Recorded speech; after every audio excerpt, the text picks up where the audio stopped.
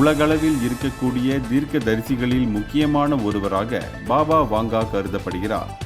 பல்கேரியாவில் 1911ஆம் ஆண்டு பிறந்த இவர் தன்னுடைய 12 வயதில் பார்வையை இழந்தது முதல் அவருக்கு எதிர்காலத்தை கணிக்கும் சக்தி கிடைத்ததாக சொல்லப்படுகிறது.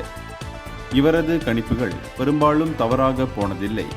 2004ஆம் ஆண்டு சுனாமி, ஐரோப்பிய ஒன்றியத்திலிருந்து பிரிட்டன் வெளியேறியது, ரஷ்யா யுக்ரைன் மோதல் போன்றவற்றை பாபா முன்கூட்டியே கணித்தவர்.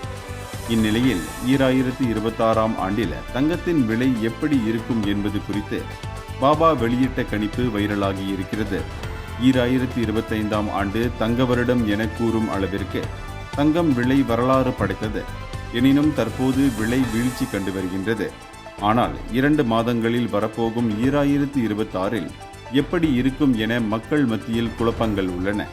2026ஆம் ஆண்டில் உலகம் முழுவதும் மிகப்பெரிய அளவிலான ஒரு நிதி பிரச்சனை ஏற்படும். வங்கி மற்றும் பணம் சார்ந்த பிரச்சனைகளால் உலகம் மிகப்பெரிய சிக்கலை சந்திக்கும் என பாபா வாங்கா கூறியிருக்கிறார். இதற்கு முன்பு இதுபோன்ற நிதி சிக்கல்கள் ஏற்பட்ட போது தங்கத்தின் விலை 20லிருந்து 50 விழுக்காடு வரை உயர்ந்திருக்கிறது. அப்படி இவர் கூறுவது சாத்தியமானால் 2026இல் தங்கத்தின் விலை 25லிருந்து 40 விழுக்காடு வரை உயரும் என்கின்றனர் நிபுணர்கள். எனினும் ஒருவருடைய கணிப்பு உண்மையில் நடக்குமா இல்லையா என்பதை 2026 வரை பொறுத்திருந்துதான் பார்க்க வேண்டும். இந்தியர்களின் இதய குரல் மக்களோசை.